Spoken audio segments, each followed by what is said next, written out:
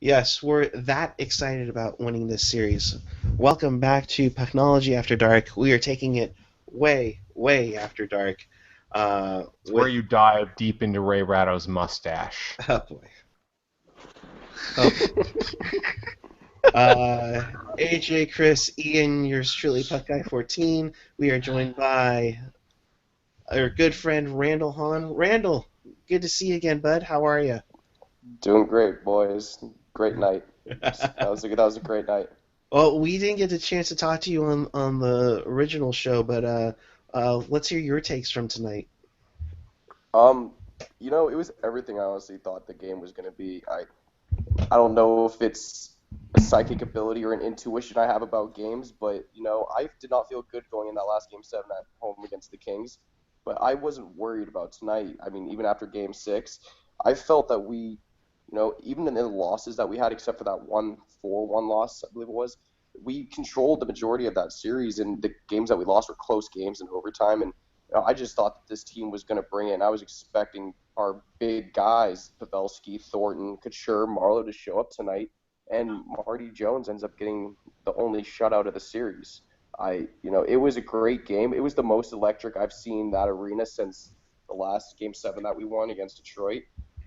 And that was a huge, huge night for this franchise to have the fans come back and sell tickets again. And I couldn't be any happier as a fan tonight. Obviously going further would be what is ideal, but for this franchise moving forward, this is a huge night for them. Absolutely. Did you get a number for the attendance? Because I heard that they were selling standing room Uh, only they tickets. give the 17,562 the standard number is what they gave. They Yeah. announced sellout. Yeah. So one thing just to add to what Randall said there though, I was in downtown San Jose when we beat the Red Wings in 2010, and like my friend who was sober had a car, and so we were just driving up and down Santa Clara, honking and screaming and all that time. It was a good time. Like that was a hell of a time. Everyone was excited as could be. Lots of hunkers tonight after the game, I'll tell you. Oh Oh yeah, yeah. no, I didn't get out until later because like we were hanging out doing Pucknology for a little bit in the one-on-one bar there. But yeah, like when I got out to Santa Clara, people were honking and screaming and yelling. You could hear it. The excitement was definitely there. Yeah. A lot of famous people there tonight too. All right, let's hear the name drops. Come on, Randall. Come on. Well, Let's hear. E40 obviously was there. Well, Jack Del Rio was there. I was sitting next to the guy who was fighting Bellator this weekend, the challenger. I can't remember his name off the top of my head, but he was there tonight. Um, I saw Hannon. Saw Brad Stewart. There's a lot of those guys there. Town. Nice. Good times. Uh-huh. Good times. Also joining us, fellow friend of the show, Kevin Lacey. How are you, good sir? How do you think? I'm freaking awesome! In fact, how awesome am I? This happened a lot tonight. Oh, yes, they lit the lamp. So, guys, we're just keeping it light here. I You know, refuse. m- We- uh, Sorry, are we on anything, or are we just chatting? yes, we are We're on. the air, Oh, and, okay. we actually have five viewers watching this. Crap. Oh wow! All right. So, seriously, Some bro. fans. Dude, Ian wouldn't be here if we weren't on air. right? That's right. No, We're on air. I don't need sleep. no, of course not. He's a lush for the camera. I am. I really am. It's that Canadian thing, I guess. I don't know. But That's really like the most un-Canadian thing ever. Is like the spotlight hog. But I'll start with you, Randall, first. The feeling that you get from this team, especially after tonight, there's something special about this team. Yeah. It's a different team. It's been a different team all year. We're winning on the road. I mean, now we're winning at home. We have. It's not even arguably. We have the best power play in the NHL. By far, the best power play in the NHL. There's no question about that. We've got a goaltender that we can depend on. I mean, you could even see that, like, Niemi isn't a fluke that, just had a couple bad years. He's not a perennial #1 goaltender that's going to carry you to a cup final. He had the best defense in the NHL in front of him. That's why he got a ring. I was gonna say, but he's got a ring, man. He's got a ring. Yeah, Doug Wilson. Let's get some more rings. No, we got Martin Jones, who's a wall back there. Like he was great all series. There was very few goals that were his fault, and he had an incredible game tonight. Even like not having that many chances going in, like he shut out Game 7. You can't ask for much more. I don't care how many shots that they had. And I mean, Joe Thornton has every reason to not be playing with the amount of effort and heart that he has been playing with. And like I know Joe Pavelski is our best player. Couture had the best series in franchise history, but Joe Thornton is the heartbeat of this team, and he proves that in these clutch games for all these people that say, "Oh, he's not this playoff player. He's never going to win a cup." He is the heartbeat to this team. The coaching is different. It's just a different team. Just the team's Twitter page is different. Everything is different, and I love it. It's all different, including social media. Yeah, it's great. To add to what Randall said, though, like anyone who thinks Joe Thornton doesn't care, I was sitting behind the goalie in the Sharks. Don't shoot end twice, whatever the opposite of the shoot twice end is, whatever you call it. But I was, I could see up and down the ice, and I could see Joe Thornton forechecking and or not just forechecking, sorry, back checking, and I could see him streaking up the ice. He did not look like a guy who didn't care. Like this bullshit. Can we just put it to bed? This bullshit that Thornton does not care. I get why people kind of get that from Marlowe because he's got that very nonchalant vibe. But anyone who thinks Thornton doesn't care, you're an idiot. You're wrong. Go away. Because he clearly cares. He clearly wants to add a cup to his resume. I've said before, he's not needed a cup to validate his resume. He is an all-time great, and I would love to see a cup added to that resume, though. I would love to see it. That's really the only thing missing. And just to let you know, Sinbin20 at CYNBIN20. Dude, I don't know how she put this together or who put this together, but it's basically a quick video, like basically a vine of Renee losing his mind with like Lincoln Park in the background, and it is awesome. It is awesome. And it was like, it was all I tried, it all fell apart. I mean, it was just like, well done. Well done. I love seeing Renee freak out. Go ahead. I love seeing that. I love seeing Renee freak out. You better retweet that, AJ, because we all need. I did. I already did. But and that's the other thing too, is that it's been a long time since I can remember being at the tank and hearing just a ton load of fans just screaming out the opposing goaltender's name. It's been a while. Every game. Nobody did it with me any other game. Can I jump in on that? Here. I want to jump in on that because I put out a tweet actually at Kevin Lacey 22. I put out a tweet at Game 5 that I was like, okay, guys, like, let's go. Shararks is a nice chant, but we've chanted it 15 times here in the first 7 minutes of the period, and we're up 1-0. Oh, wait, no, we're up 2-0. Here's something to try. Renee. And then when it was it 3-1, I think? I tried to get my section, I was in 211, I tried to get them going, and we got like maybe 2 rows chanting it, and then we got drowned out by Sharky's drum. And I'm going like, it's the playoffs! Chant the opposing goalie's name in disdain. So I think Sharks fans are overly cautious, though, because we've just been burned so many times. Like, well, okay. I almost, like, I was scared, like, with 5 minutes to go, and we're up 5-0, I'm like, do I want to pretend like we're done? Like, it's the Sharks. I don't know. And correct me if I'm wrong, since AJ, Chris, and Randall, you were there. I think I heard a faint na hey hey goodbye about 15 not a minutes faint one. left. Yeah, it was there. Like there were a couple 15 times. minutes. It was primarily coming from the section, the upper deck behind where the Sharks shoot. About 224 was the main section doing it. 222, yeah, like 220, 222. they started a little too early. It got me a little freaked out there, to be honest with you. And then Yeah, they same here. Like tried I to do didn't, I the didn't wave. join in with like 8 minutes ago, but when it was like 4 minutes ago, I was like, hell yeah, I'm getting on this. Yeah. You know what? If I jinx it, oh well. Genuine Sharks coverage on NBC right now. Yeah, This is that's what I was absolutely about to say. They actually are interviewing a bunch of fans and showing the street rally and Yeah, you know what? Only took 25 years. Yeah, I was gonna say, Right? wake me. No, not 25.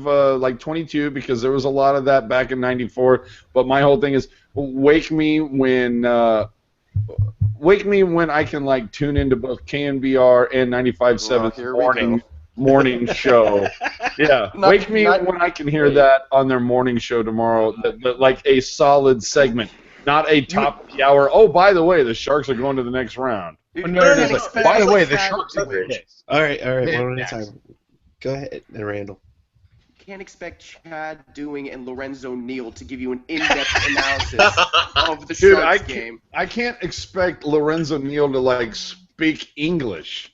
You're like Nashville Predators. They beat the Nashville Predators 5-0. Like you can't even like pronounce the Get the numbers common right? words, okay? The Nashville Predators. Nashville Predators. They lost to the Shark 5-1 Um, or 5-0. 5-0. I'm kind of just going through. I'm the sure you can say Twitter 5-0. 5-0. 5-0. At least Rob Gronkowski gave us some love tonight. That Yeah, was what? awesome. I Because heard that, yeah. Sharks are scary. Yeah, I guess Predators aren't too scary these days.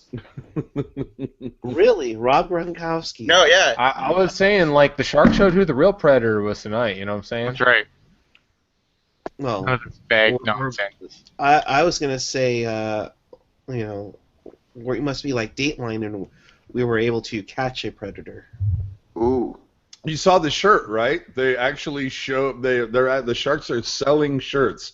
I tweeted out a photo where I was like #NoChill, where it says it takes a shark to catch a predator. Oh, really? We didn't catch a predator. We did what they really want to do in that show. We beat a predator. Yep. Mm. What did Saying. you That's what they really want to do. But nonetheless, so Randall, I guess we go into the Western Conference Final, Sharks and Blues. I think this is a good matchup for San Jose. But what do you think on round 3? I think St. Louis is a very similar team to Nashville, but a little bit better. And I think Nashville's defense is better. They didn't show that tonight, obviously, but I think St. Louis has a better offensive depth, and I think Brian Elliott has been standing on his head this playoff series, this whole playoffs. I mean, they're going to be a tough team to beat. I mean, they exposed a Dallas team that has one of the best offenses in the NHL, but their goalie situation lost them that series. And their defense wasn't great either, but their goaltending wasn't up to par. It's going to be a very similar series to this Nashville one. I mean, it's not going to be as physical as the LA series, but I think special teams are going to be huge. I think our power play's got to keep up. I hope they don't find a cure to this Sharks power play. I think they need to get to Elliott early, make them question putting Jake Allen in. I just see it being as tough, if not a more tough series. Not too many blowouts like we had tonight or in game one. My goodness. Ian, with your picture. You know what's actually better? Damn, Ian, back it again. Chivo, I hope he sends it to like the general public, because he just threw one in there, private one, and it's basically a GIF that he did that when just after the Ward goal, Tierney comes up behind Ward to hug him for scoring, and right behind him, Renee comes in and to push both of them like into the net, and it's like yeah, I'm telling you, I was like I said when I was at the game. When Logan scored like 30 seconds into the second period, I looked over at Rocket and I was like, "We got this. It's in the bag. This is fait accompli." And then I was also noticing, like, as soon as that second period started, I was like, "Look at Pekka Rinne. He's got the yips. Like, he's just like you see the way he's reacting to the puck. He's flubbing it. He's not confident. He's scared right now." It's as soon as I saw that, I'm like, they got it. It's over. You would have You know told what me I noticed? Hutton. Sorry, go You would ahead, have told me Randall. Hutton. You would have told me Hutton comes in 3 times this series. I would have said, Yeah. "Get the hell out of here! Get the hell out of here!" Right, right. I just didn't think that that would be possible. And Rene was still pretty great, and he still got pulled 3 times. Yeah, and overall in the series. didn't Hutton like play the Sharks really well in the regular season when he faced them? I think he I was mean, the 2-0. Predators in general just played the Sharks well in the regular Yeah, season. and Well, it was yeah, only but- 3 matchups too. But here's a question posed to the panel. Okay, all time in Western Conference Finals games 1 and 2, and the 3 times they've been there, the Sharks are 0-6. Yeah. Do they win there for the first time? Do they win in games 1 and 2? They need Because to. really, that's going to determine the series, I think. Good point. Yeah, that road ice advantage would come through like a mofo. What- Yeah, they can't. Well, They we can't go can down. just go around the horn, but what Yeah, do you yeah. think? Like, I guess starting with AJ, what do you think? Do I think that matters, or what do you mean? Well, I mean, do you think they do it for the first time? Because I mean, it's going to be a real uphill battle if they lose both in St. Louis. You think they're going to win one there? Yeah, no, I definitely think they'll take one of them. I think they're on such a high right now, and it just like we talked about before. It's just the fact that they just this team has such resolve. It feels like this season, and how they get better as the game progresses, and not to mention the fact that Pete DeBoer just has, like we've said before, he's just got that me worry thing, which seems to have kind of permeated throughout the entire team, where they're like, even if they get down a goal or two, it's like, no, we have time, we can do this, it's not a big deal. And Drew Remenda was actually on Ched today, and he was even talking about that DeBoer, his coaching style, just a 180 from McClellan, and the fact that Wilson and DeBoer completely seem to be on the same page, whereas the last 2 seasons it was pretty clear McClellan and Wilson were like, it's not even that they weren't on the same page, they were looking at 2 different books. So that's something else we should touch on as well. Let's finish up this real quick, and then let's maybe talk McClellan DeBoer, because that's something worth talking about. I guess let's go to Ian next. What's your take? You think they win game 1 or game 2? They have to. If they don't, then it's just going to end the same way that their other forays into the conference finals have ended. They have to win a game on the road. They need to, at least one. They need to take at least one of game 1 and game 2, because you don't have home ice advantage, so you need to take it for one. And so you can't just, you can't have another home series because you don't have home ice advantage. Yep. So you need to do that. And going back to something we were talking just a little bit earlier, and then I'm going to get out of here and bid you guys adieu. The part where I noticed where Pekka Rinne was going to just fall apart was after the Ward goal. Because I don't know if you guys noticed this, but after the Ward goal, Ward was kind of celebrating, and then Pekka Rinne kind of looked at him, and then he went after him. And I think as soon as I saw that, I knew it was going to be a good game for the Sharks, because he was already off his game, and I think that was, the second goal? Yeah. Yeah, that's what I was saying. Ward, that Chiba Ward just, showed he knew him too. Like, he knew him. but that's what I was saying is Yeah. Chiba just tweeted out a GIF of that happening, that Rene going after him. So yeah. All right, guys. All right. Good night. Thanks, Ian. No. Night. See you, Ian. Have a good night, Mr. Canadian Robot. We appreciate it. We know it's 2:17 a.m. right there. Yeah. All right, Mr. Puck Guy, what do you think? Do you think they'd pick up games 1 or 2 in the series? What's your take? Yeah, as I can come in here,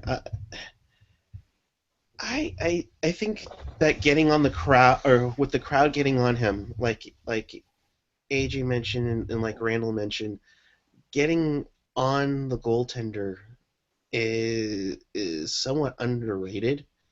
And I think tonight was one of those games where they started chanting Rene, Rene. Of course, it reminded me of the Osgood one for years ago.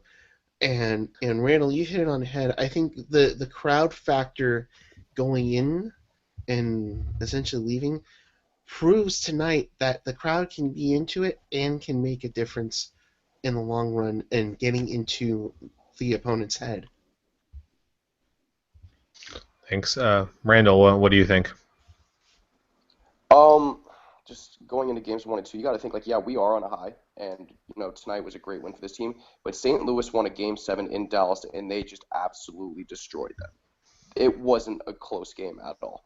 And they're on just as big of a high, if not more than we are. That franchise has been around a lot longer than we have. They've made it to one cup final, and that was in the early 70s. These fans want it just as bad as we do, if not Hmm. maybe more. That's going to be a loud arena. And this is going to be a good series. It's going to be a really good series, and we have to win one of those games. If we go down 0-2, going into game 3, making that a must win in our first home game, that's not ideal. I think the key game would be game 1, getting that win. So then game 2, if we can pull out a win there, that's getting both games in St. Louis. That's huge. But I think getting that game 1 win would be absolutely killer. But we can't come home down 0-2. I mean, even though we have won 5 home games in a row, but we can't expect to beat a team like that going down 0-2 in this series. Yeah, completely agree. My opinion is they're gonna split because I think it'll be split, and Mm-hmm. then home. That's how I think it's gonna go. Like I did admittedly pick the Blues in 7, but the Sharks, I think, to having a real shot in the series, they have to win one of the first two. We'll finish up with Kevin, then we'll talk some T-Mac versus DeBoer because that's gonna get interesting. Well, I definitely believe that obviously they got to win at least one. I think they can win both games on the road, not just because they're a road team, but because they did it during the season. They won, I think, 3-1 and 6-3 in St. Louis, and then the game that was at home, St. Louis won 1-0, and that was a really good hockey game for a 1-0 hockey game. So I think the Sharks absolutely can compete with the Blues, but it's that series is going to be so closely just matched up. I believe it or not, I thought Slushy Jake on Pucknology After Dark hit it where he said it's going to come down to the depth of the defense. Like, can the depth defensemen prove they can hang in the conference finals? Well, if Rocket has anything to say about it, absolutely, because she loves her some Dylan. Anyways, let's talk T-Mac versus DeBoer because Yeah, here we go. that is a very interesting thing. And I hear Randall groaning. Let's get your takes because you're closer than any of us to this team in some respects. I have a few connections actually really close to the team as well, so I have some thoughts on this. But what do Sure. you think? Well, I'm not going to say anything bad about McClellan. He was a good coach. Oh He no! was. I'm not saying saying No, anything about McClellan because I think he I did a don't lot of know great things for the yeah, Sharks. I don't know PDB as well. I really don't. But I I think it's just a general good feeling within the front office, in the locker room, and the players. Just like there's no animosity between anybody. When last season there was clearly an issue when you're having arguably the biggest home game of your franchise at Levi Stadium, 70,000 plus fans, and you don't have a captain. That's it. There's something wrong going in within your team when that's happening. No, I mean, obviously you're not making the playoffs and you just blew that series, but you don't have somebody wearing a C in your franchise's biggest game ever, and that had to do with a disagreement between management and coaching staff. And when that's going on, the players are getting things from both sides. It's just a very awkward situation. And when there's the hockey locker room is arguably the closest locker room in any professional sport, whether it's football, basketball, baseball. The guys just feed off each other in the energy. And Pete DeBoer has given the players an opportunity to rest in between games when normally, they're having an extra practice, working on the PK, working on the power play. DeBoer feels like rest is being more productive in that sense. And it seems to be working. The morning skates have been moved from the SAP Center to Sharks Ice. I don't know if that's changing anything in the psyche, but it seems to be working. Um, it's just a complete 180 with the attitude within the team. And I think Pavelski getting that C, it's the future of the team, but it's also a presence that this is a new team, this is a new style, and the past is the past. And DeBoer has experience. McClellan's a first-time coach. yeah, he did some great things. We finally got to go over the hump of the Red Wings, but we couldn't get past that next hump, which was the conference final. DeBoer's been to a finals, but he doesn't have that ring, which was a weird signing for Doug Wilson. But it's Yeah, so there you go. so far so good, and no complaints from me. I mean, especially for a first year for this coach. I mean, it's been incredible the type of season they've had, especially with the road wins. Yeah, no, definitely. I think great takes overall. And yeah, I just want to be clear, like, we're not trying to bash McClellan. Sure. Like, I think he did so many good things for this franchise. Like, and I've defended him very adamantly because there's been plenty of fans like, oh, he was trashed. He never did anything. Like, no, he did quite a bit. Like, you have to put it all in perspective. But Mr. Puck guy, what do you think? DeBoer versus McClellan. What are some of the differences?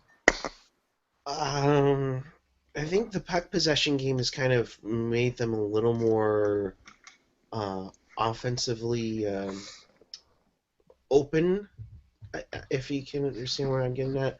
I think they just seem like they definitely can do a little more, especially early in the season. They were really cycling really good, and they just seem to have more possession. There's more will. I don't know if there's something that he's bringing in the locker room, but it's not like McClellan didn't do that. I think it's just they just needed a new voice in the locker room, and I think it was just a matter of time before they finally figured things out that you can't sit on a lead.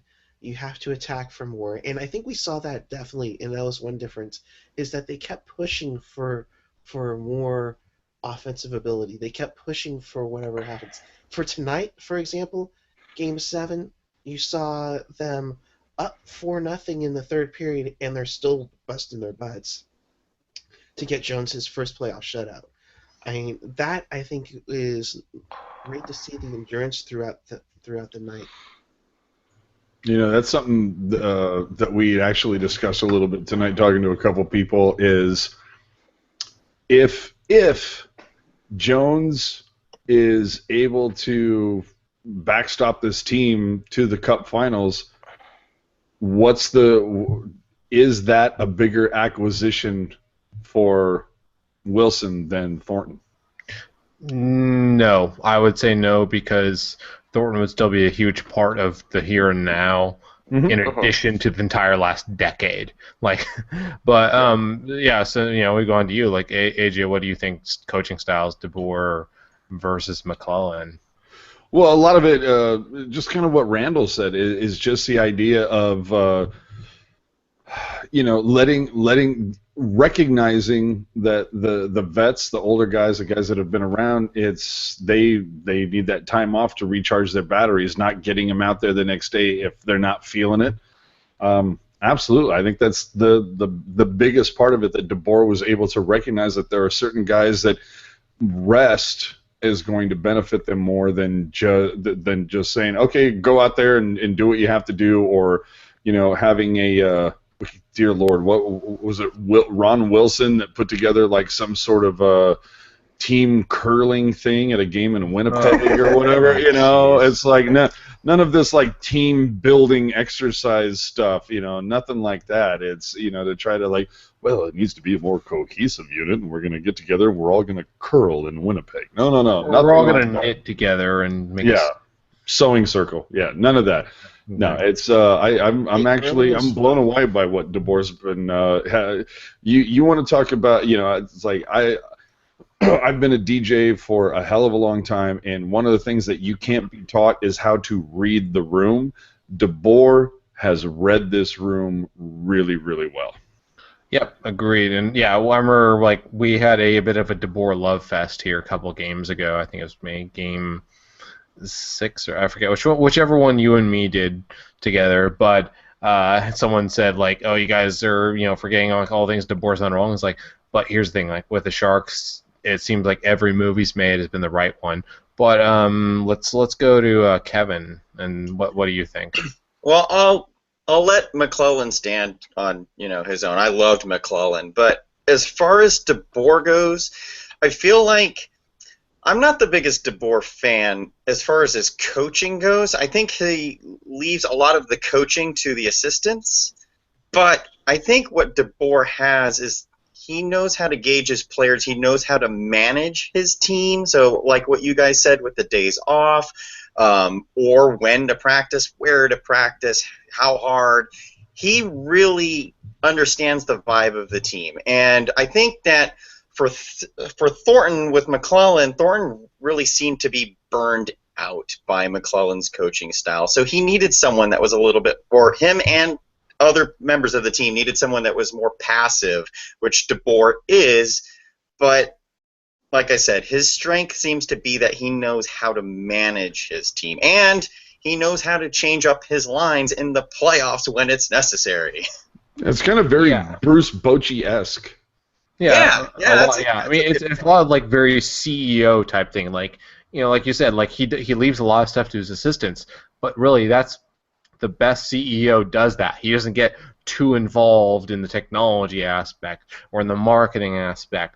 They stay kind of above the fray and let those guys do what they do best. He's not a the risk there micromanager. is, you lose one of those guys to another team when they're hiring a new coach. That's going to happen. But at the same time, you're raising great assistants, and we've seen, I Bruce think Bochy so. defers a lot to Dave Rigetti as the pitching coach. But yeah, let's not get too into baseball because Gen X will start crying. So Gentry, yeah, you just join here. So let you give your take here, and then I'll give mine, and we can. I didn't know you guys were doing a after dark. So. We're way Really? after dark. It's I like would have figured the guy sitting or X 5 magnification on Ray Rado's mustache. I would have figured the guy sitting 5 feet away from you would have like clued you in, but okay. I'm at home. Oh, I'm at my now. house. Okay, Yeah. fine. Well, Uh-huh. go ahead and do that. All right. So what was the topic that we were talking about? Like I figured you were making nachos for your we're nach bro. talking we're talking DeBoer versus McClellan. Coaching styles, contrasting them. Like, what's the difference?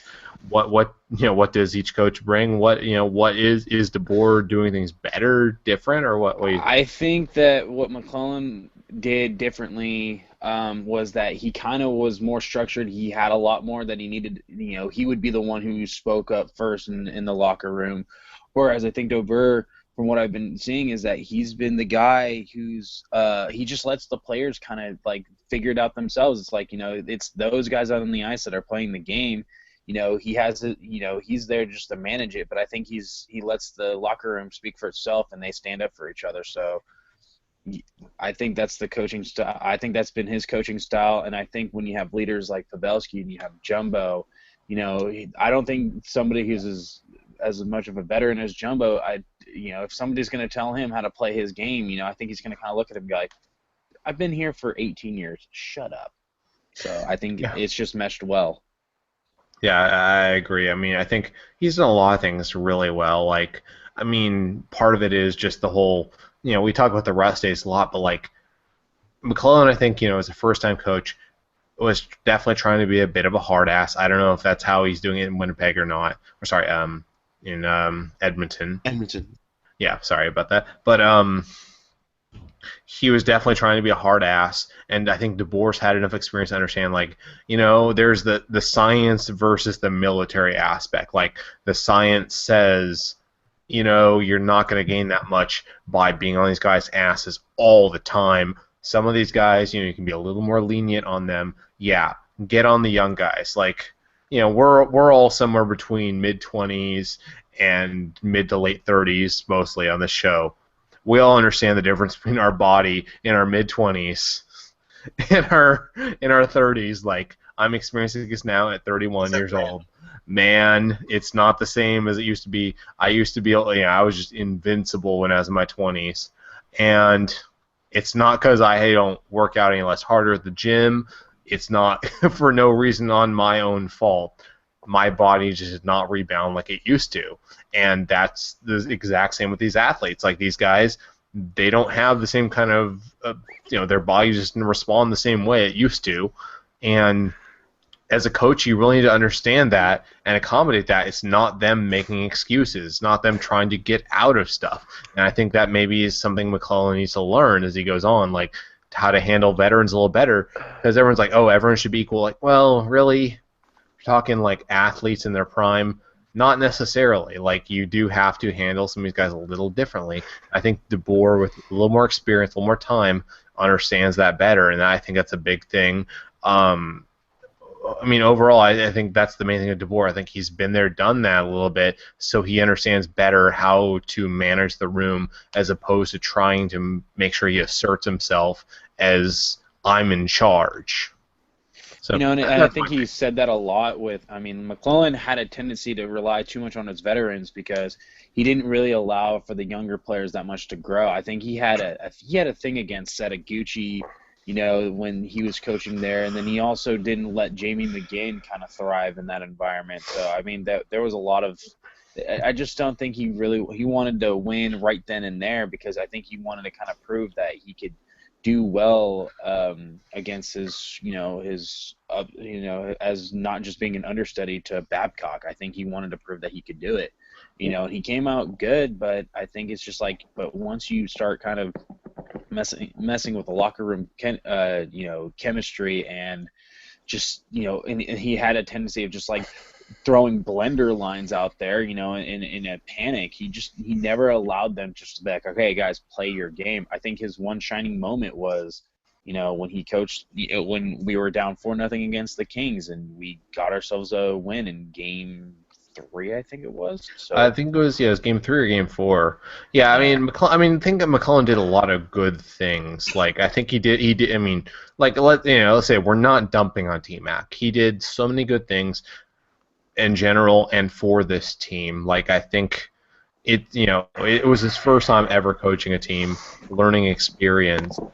So I absolutely don't want to dump on him, because arguably he's the best coach in Sharks history at this point, although DeBoer's poised to rip that title right away from him without question if he does something good in the next couple weeks. Randall, I noticed you we haven't kind of gone to you in a bit.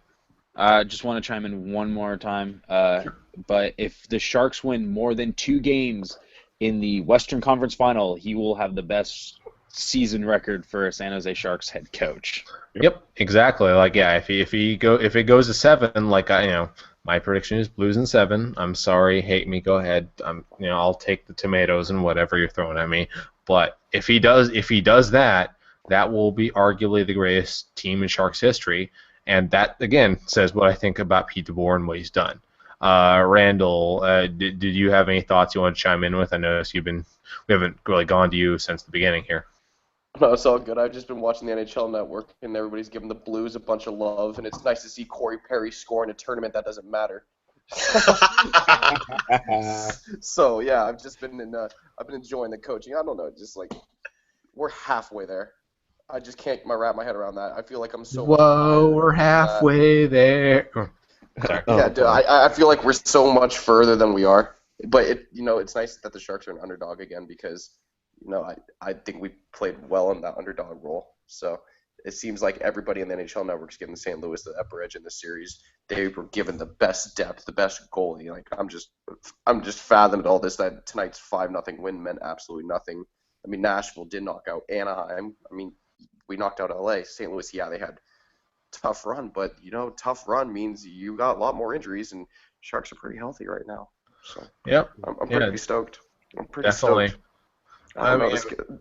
This is a different series. I feel like when we played Chicago in that Western Conference Final, when we played Vancouver, I didn't think we had any shot in any of those years. I thought those teams were way better than us, and I don't feel that way about this team. I think we match up against this team better than we did against that Chicago and that Vancouver team, and I think we're definitely going to get 2 wins in this series, and I'm just excited to see what's going to happen. And that wager is still up. If there's a parade downtown San Jose, I will get a fan-voted tattoo. Whatever that is, that wager is still up there. I'm reminding the 4 listeners listening, or whatever it is. We got 11 right now. So no, I'm right with you, man. If there's a parade down Santa Clara Street to with the team teal holding the cup, I'll be at a tattoo parlor the next day. Yep. Oh yeah, So- I'll be getting so- 2 tattoos. Yeah, and give it up to for those of you for the people that are watching, and I'm sure the panel is very aware of the Seoul U City Mhm. account, Tony X.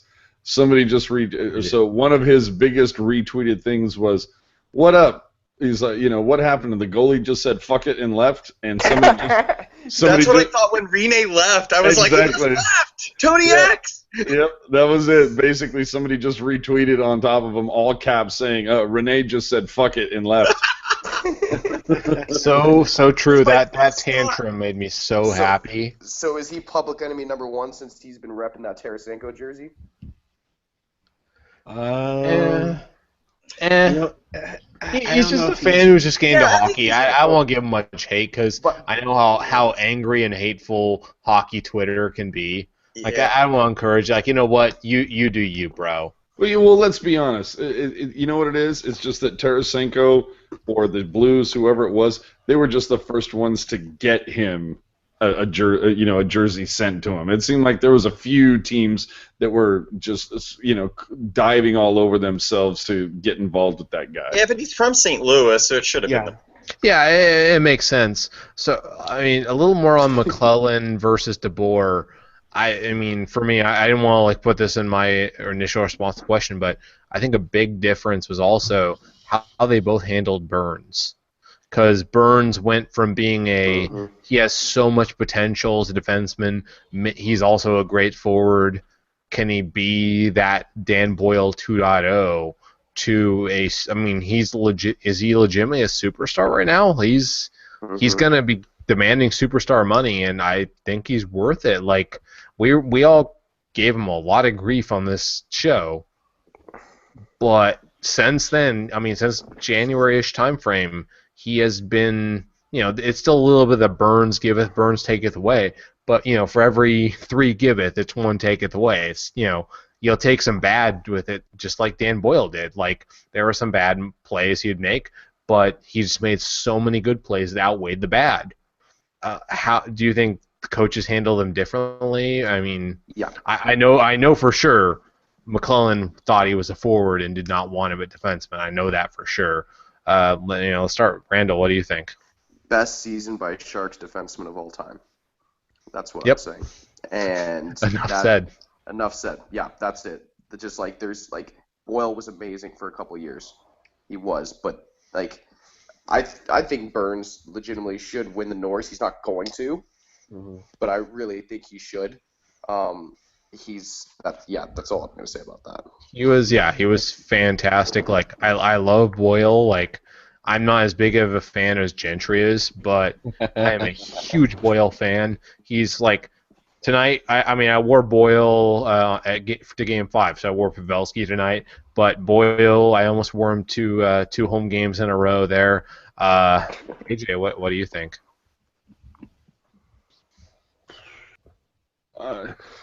I mean, Honor hit it on the head. I mean, it's best defenseman that this team has ever had. I mean, when was have the Sharks ever had a defenseman that was involved in the Norris conversation? I mean, but you would have to say that before Burns was here, Boyle probably easiest choice as the best defenseman ever player. But that's something that we have talked about ad nauseum. Is that if only the Sharks knew how to draft and develop defensemen correctly. I mean, since Vlasic, what has there been? Basically nothing. And there is Braun. Yeah, I know, but I'm talking. Okay, a little different. But let's stay serious here. I mean, no. But hold on. No. But I'm talking in the early rounds. I'm not talking about like a late round Pavelski steal or a Braun steal. I'm talking about in those first 2 to 3 rounds when you're expecting at least something out of that pick, and they've done nothing since Vlasic. And how many defensemen have ever gone to an All-Star game for the Sharks? It's been like what, Ozolinsh, Boyle, and Vlasic. I don't think has ever gone to an All-Star game. I don't think so either. I mean, yeah, he's gone to the Olympics. I don't think we've had a homegrown defenseman actually go. But I mean, Vlasic is probably as close as we get. And honestly, I mean, Vlasic you could make the problem is Vlasic doesn't score enough points. That's the But problem. he's still, But he's doing it this round. He had a great run. Yeah. plays a Well, non- I mean, in the sexy regular game. season, like that's the problem is the Norris is always for the defenseman who scores a shitload of points Which is and is at ridiculous. least solid defensively. Yeah, but I still go back Like to they, that. they He's should still split the the best. Norris like they do the Selke and the Hart, or not the Hart, but the Selke and I forget which one is the one for like the most points.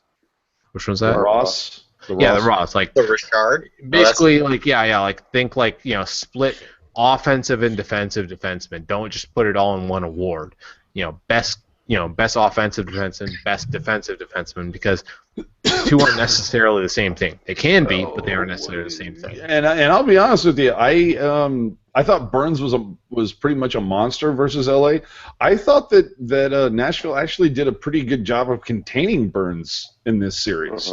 I expected him to be a little bit more dynamic than he was, but you know what? I'll take it, and hopefully with that he'll just come out gangbusters against St. Louis, and hopefully St. Louis just won't have an answer for him. But for me, I'm just I'm a little nervous about Pietrangelo. He's been like the X factor for them, so it should be a hell of a matchup. Yeah, Kirk as well. I mean, overall, like I think Nashville did slow down some of the Sharks' top players, but that's why Couture ate them alive because, he was on, he was playing a lot on his own line. He wasn't, up there with Jumbo and Little Joe, and then Thorpe and Burns and all that. But and give it back to Peter DeBoer when you were talking about coaching before.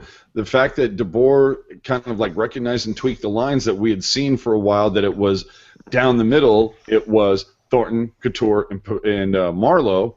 And tonight, starting lineup, he had Marleau back up there with Couture. So yeah, and this thing is like, that's a good point because he regularly matched those guys against Nashville's top line. And if you remember from I think it was about 2 years ago, Couture, Marleau, and a couple different characters were their matchup against the top line guys. So that's, I haven't looked at the numbers yet, but I think that's what happened tonight is they spent a lot tonight playing against Nashville's top line. I don't think we've heard from Puck Guy yet. What do you think as far as the handling of Burns? Well, he definitely tried to make something out of nothing. But yeah, I think the Blues did a good job in containing him. I mean, he still got his shots off. He still got some points in. He definitely didn't have the offensive numbers for goals wise in this series, but even if he just gets a shot off a net, who knows? You pick up a rebound, boom, score. He's definitely getting his chances, and that's what I think we need, especially on the power play. Burns has played a phenomenal year. He has become one of the most successful defensemen in Sharks history. And to be brutally honest, I'm concerned down the road to get him signed, because I have a feeling that he's going to want a lot of money, and it's out there within the UFA after next Pay season. that man his money. He might take that hometown discount. He seems to really enjoy playing here. Yeah, the man is worth the money though. I don't think he's gonna demand PK Subban money, No. but he's gonna demand a lot of money. And honestly, at this point, if you had asked me 6 months ago, is Burns worth that incredible contract? I would have been like, I don't know about this. But I think, like I said, since January, I think Peter DeBoer's found that sweet spot for Burns, and the right defense partner. I think they understand the kind of guy he needs to offset what he does, right? Not just being coached the right way, but having the right defense partner who knows how to cover for him, because he's going to leave some openings, he's going to leave some opportunities for the team. But that's part of what makes him so good, is that that force of nature type thing. It's going to backfire sometimes. But we have we touched with Kevin on this topic? Well, hold on, just real quick, dude. When Subban or when Brent Burns can do a Don Cherry impression like Subban, then we give him the cash. Well, you mentioned, Chris, that 6 months ago you wouldn't have given Burns the cash. So I have a question for all of you then, because we all pretty much know that the Sharks seem to turn things around at late December, early January, something like that. What was the turning point, or what caused the turning point? Do you think it was Burns just being more reliable in the defensive zone, that just everyone just got a, a much bigger state of calm, or was it Thornton coming back from the injury that we all think happened? Well, what do you think? What I January think it's a good question. I think the catalyst was that January 2nd. January 2nd game against Winnipeg. That was the catalyst because Oh, okay. So just getting that was pissed gut off check and time. That was one of the most pathetic games I've ever seen. They were helpless. They couldn't Winnipeg's not even that good, and they were just helpless against them. And the next game against Detroit, they lost it. But if you watch that game carefully, you could see they were playing pretty well. They lost it, but they were playing well. And I mean, I think it was a combination of factors that really got the season turned around. Couture coming back. I think that was around the point where I think collectively, they had a gut check. They had a moment where I think maybe they had that locker room conference like, guys, we need to get together or whatever. But You know what also, else it was? It's those damn heritage sweaters. Weigh them down. I, I think though a big part of it though was it takes a few months to really get a coaching system into place, right? It really takes some time for the team chemistry to develop because I think chemistry is overrated. We always call winning chemistry and not winning not chemistry because clearly it can't be anything else. But I think there is a certain extent that when the coaching system's in place for a little bit of time, really let the guys actually start working together and let them understand the system. It takes time. So I think that's what it really was. It was a couple different factors all coming together, and I think also like I said, I know for a fact T-Mac did not want Burns as a defenseman. He was convinced he was going to be a forward, and even if he's forced to coach him as a defenseman, it was never going to be full. He's not going to be full-heartedly into it. I think Pete DeBoer bought into the idea we can make Burns a great defenseman, and you're seeing the results now. They're coaching him with that intent. okay. Yeah, sorry.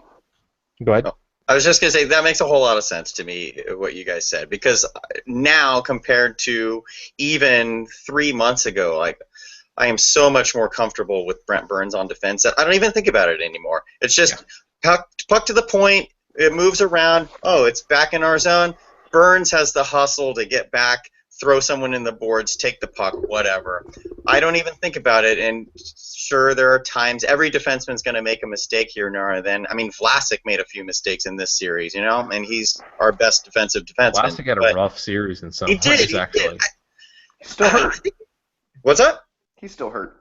Yeah. Yeah. Oh, yeah. I think we've discussed that here, but yeah, definitely. I think he's hurt. But Burns' development this season has been crucial, and so when you guys bring up saying it's the best season by a Sharks defenseman in history, I go, and then I think, yeah, actually, I'll buy into that. I think the first half was it was pretty close to 50-50, but second half, he was just Mr. Force of Nature.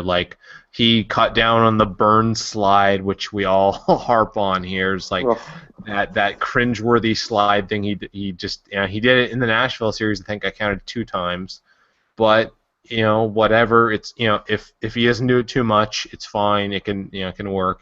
Now, Randall, what are your thoughts here? On Burns again? Yeah, more on Burns because I think that's a big point really in the Sharks' turnaround though. That's really a key point.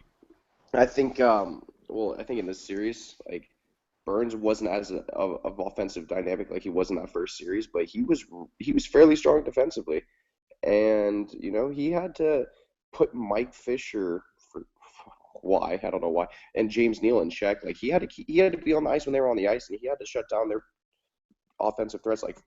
Forsberg was invisible this entire series.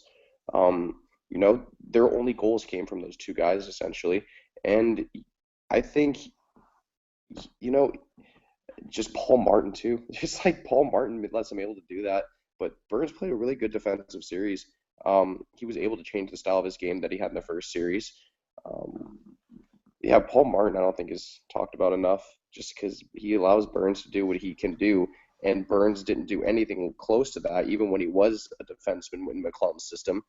But Paul Martin being back there allows him to be a little bit more free. And I know Brian Campbell scored that one wraparound backhand goal, and Dan Boyle went coast to coast. But that goal that Brett Burns scored against Toronto is the greatest goal I've seen by a Sharks defenseman, in my opinion.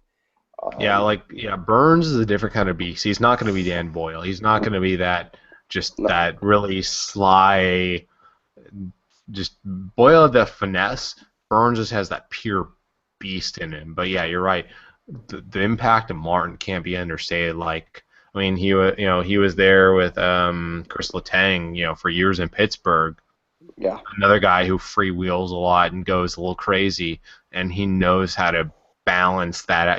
Be the yin to Burns yang. Bail him out when he needs it, and that's I think that's been huge. Like, I think it's been one part coaching, one part having the right defense partner, and that's what gives me hope. Is like Martin.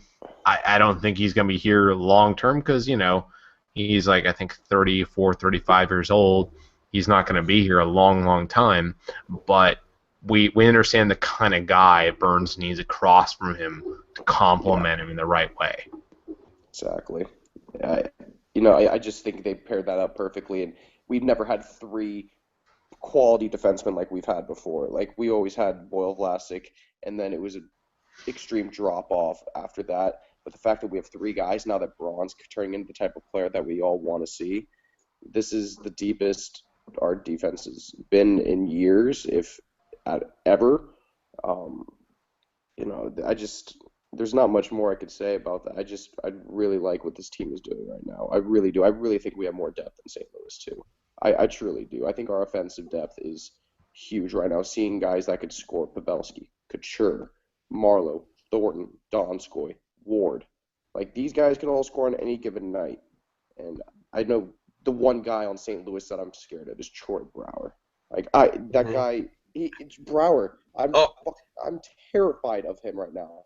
that's But why Chris picked St. Louis to win in 7 because of Troy Brower. I guarantee it. yeah, I mean, one guy's there's gonna a lot win of the reasons. Like, to me, series. it's just One like it's guy. an equation that comes like it's really close, and that's why I say like St. Louis in 7. But I mean, I think the Sharks have a legitimate shot, and I Oh think yeah. and we said it before, this is as good of a shot as they've ever had. Like, Oh, it is. no one was stopping that buzzsaw Chicago team.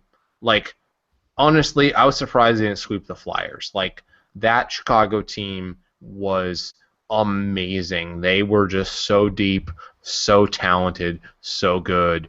That Canucks team, not quite as much, but they were like that was a year the Sedins were just killing it. Kessler was killing it. They were pretty Burrows. deep on the blue line. Like they had all those things, and the Sharks were icing Alexei fucking Semenov. But let's not get into that. Oh Yeah, no! bad The memories. the definition of that series is just the series-winning goal by Kevin Bieksa. That crappy bounce garbage goal. That was just the definition of that series to me. Just Yeah. Good stance. we didn't get a single thing right in that whole series. Gotcha. All right. Well, let me get your predictions on the series, Randall. I got Sharks in 6. I think we're gonna win at home, and we're gonna have a freaking night at the tank, advancing to the finals. We're gonna have Sharks in 6. Oh, that's gonna be a fun one if they did that. That's what I had. Kevin, you weren't on with us earlier. What do you think? I also have Sharks in 6, and I know that I sound stupid for saying that, considering that I picked the Predators in 7, but I did pick the Predators. Traitor, Huh? traitor! You are being bounced No! in the claw right now. But let's look at the Blues for a second here. Okay, so going back to what I talked about earlier with defensive depth, they've got Alex Pietrangelo, they've got Colton Parayko, and they got Kevin Shattenkirk. Well, Nashville had Shea Weber, Roman Yossi, and Ryan Ellis, and Matthias Ekholm, and we shut them all down. So why can't we shut down St. Louis? I think we can win in their building as loud as it gets, and then we can come back in Game 6 and win at home for sure. Sharks in 6. And I definitely wouldn't think surprise winning game 1 actually or a 2 louder is key. building. What's up? It wouldn't surprise me actually if Nashville's a louder building than St. Louis. I think Nashville's a louder building than St. Louis. I damn near guarantee it because St. Louis is a baseball town. I've been down there. It's a baseball town. They will get into their blues, but Nashville, it's a one-horse town, really. It's all. Well, it's all St. about the Louis, and St. Louis kind of has a little bit of the same stuff with the Sharks. Is that St. Louis has what? They went to the playoffs for like 25 straight years and never even sniffed a cup. So it wouldn't surprise me if their fan base is a little bit jaded. Yeah, similar to the Sharks. I mean, we talked about this when we had 3D Link from On the Forecheck. We're kindred spirits.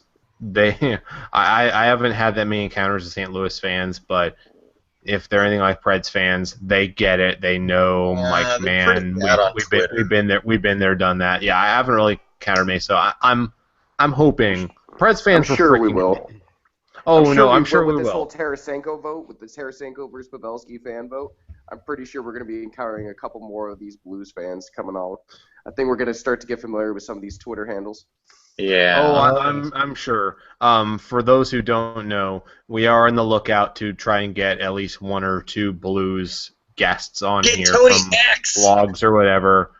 Yeah. I don't know. I don't know if we're big time enough for him, but we are going to make an effort to get a Blues guest on here to give a perspective from the other side there. And with that, I'll hand off here to Eric. Let you wrap it up here. Get us out of here.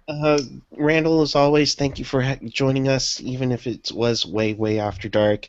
We always appreciate your insight and your input throughout the season, and looking forward to hopefully having you on a lot more during round 3. Of course, I'll be around. Where's Slappy? Yeah, what happened there? I thought you were going to bring him on. This was my first. That's his first time. Series. Wow.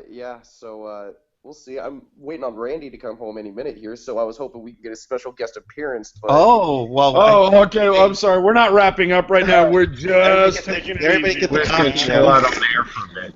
Yeah. Let's talk about Timo Meyer for a while. Yeah. All right, take some Rockstar. Let's do this. All right. Okay, you'll all excuse everybody while we go take a 5-minute beer break. The time is 12:01 Pacific. Good morning, London. We're just gonna have a little elevator music while we all chill out. So absolutely. And this was one thing I was going to ask. What's out of all, and I'll let Randall start with this.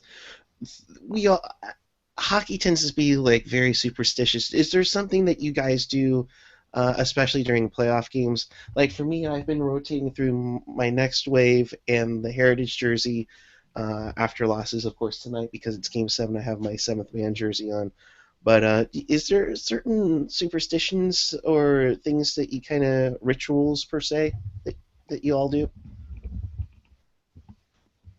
Who are we starting with? Randall. Sorry. Yeah. 100%.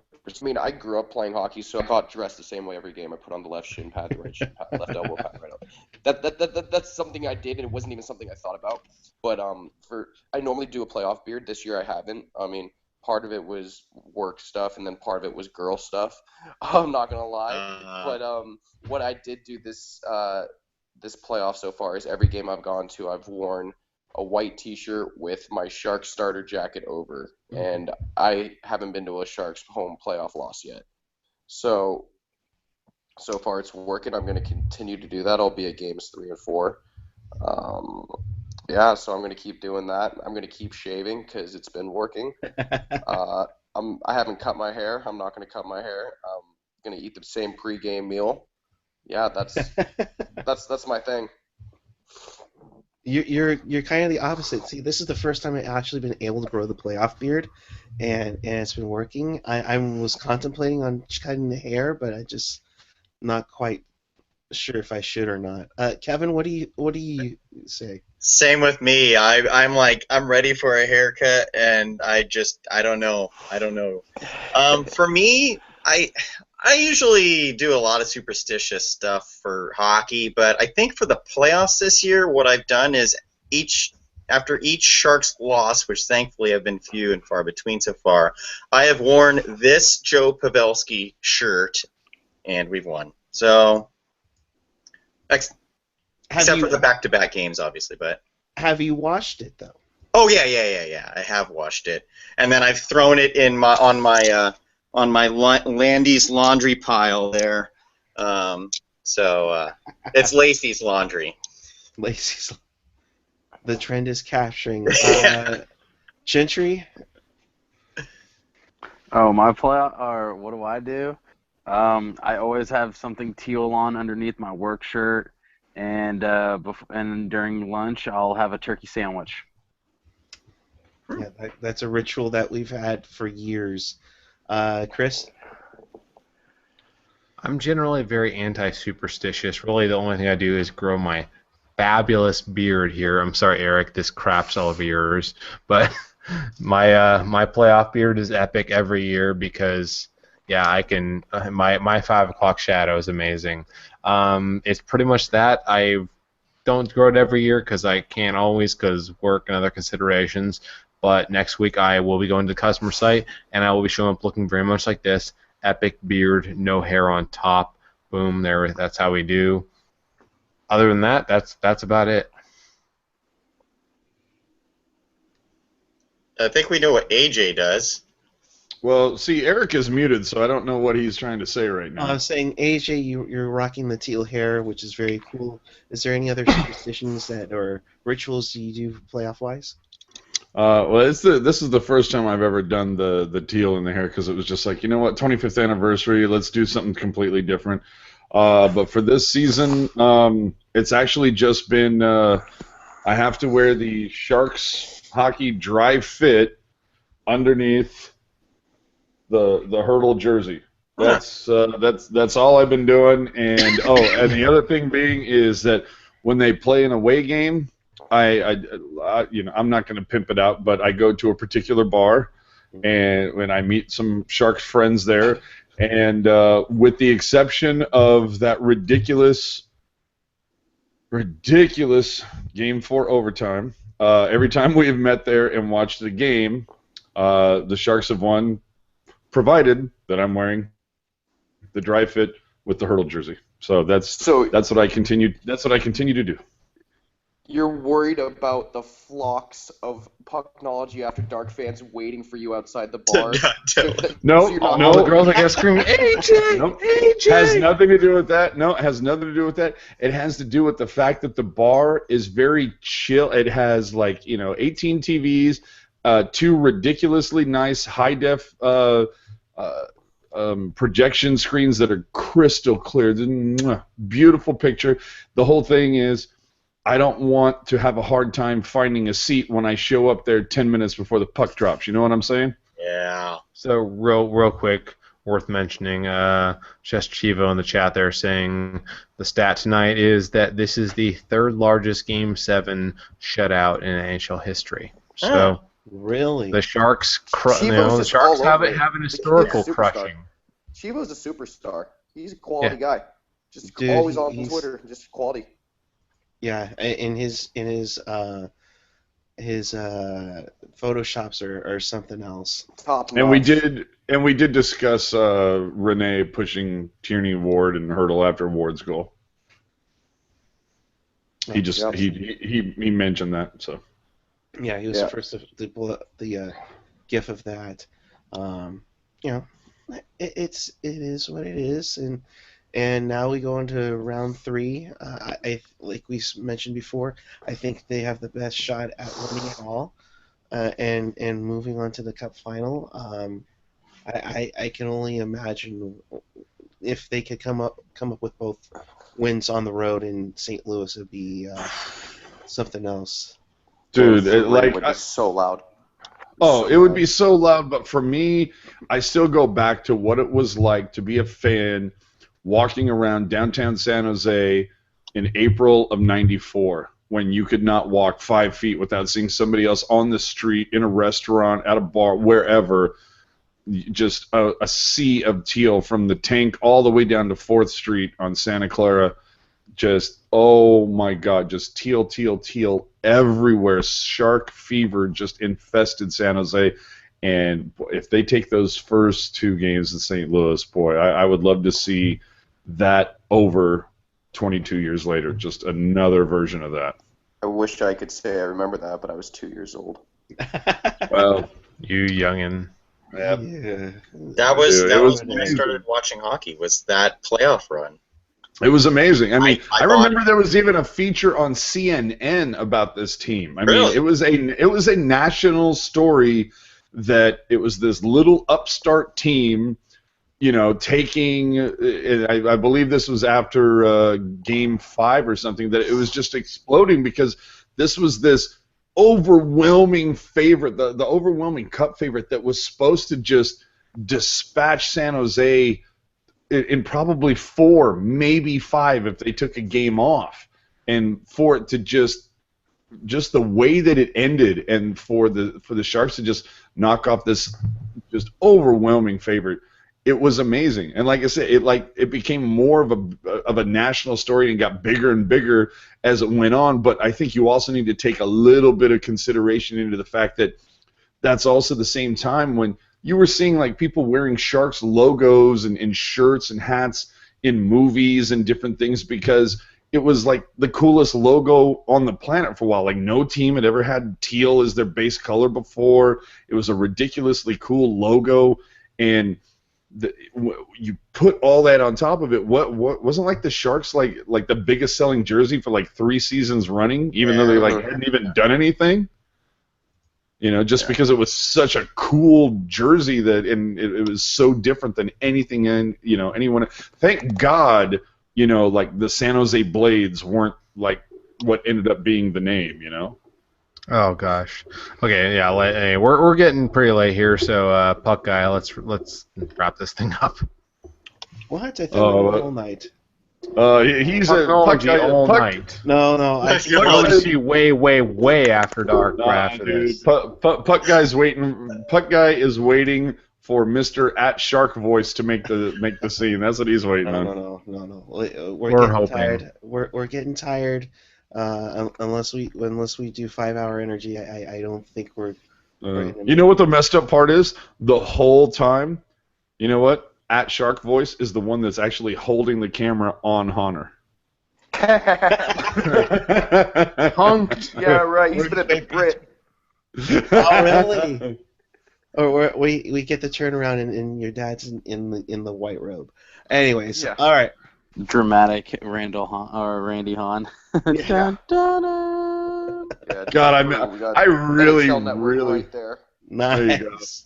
I really miss Sharks Late Night Confidential. Oh, I'll bust We're out about the rope closest for the thing we next have episode. nowadays. that's Yeah, right. exactly. No, and that's I'll bust out the rope. yeah. There we go. There we The go. humidifier. Yes, the humidifier. The other person we need to effort to get on here someday is Drew Remenda. That would just all be in awe. AJ I'd would be in just awe, miss his too. head. All right, let's wrap this up. Thank you for joining us on Way After Dark. Randall, as always, appreciated so much when you can come on. You know, you're welcome to come on whenever you want. I know mainly from road games, but gracious to have you on, and maybe we'll see you Sunday at the tank for the coolest game night. Where's that, at Silver Creek, or is it at a... No, it's It's at the Shark Tank. At SAP. Oh, it's at the tank? Yeah. They're Yeah, they opening up learned the from Barracuda tank. when they beat the Kings. I might see you guys there on Sunday then. Cool. Yeah, no, Cool. it's so awesome. You know, it's been like 10, 12 years since they've done that, so that's I fantastic. might wear an honorary blue coat. Oh. Sneak Nice. on in. Dude, that's the fucking secret, dude. If you wear a blue blazer, you can walk around anywhere in that place. You guys took it from me. Crack the Uh-oh. code. Uh-oh. Kevin, as always, thank you for coming on as well. And to my good friends who've been here since the beginning. AJ, Chris, Gentry, thank you as always.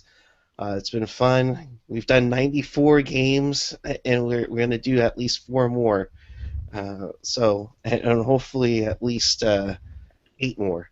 And we'll try and make it to 2 a.m. after we win the Western Conference Finals, right? Oh dear God, I hope I don't have to go to work the next We could day. do a 24-hour show if that happens. Yeah, dude, they win the Western Conference Finals. We're going to like 2 a.m., 2:30 a.m. They win the Stanley Cup.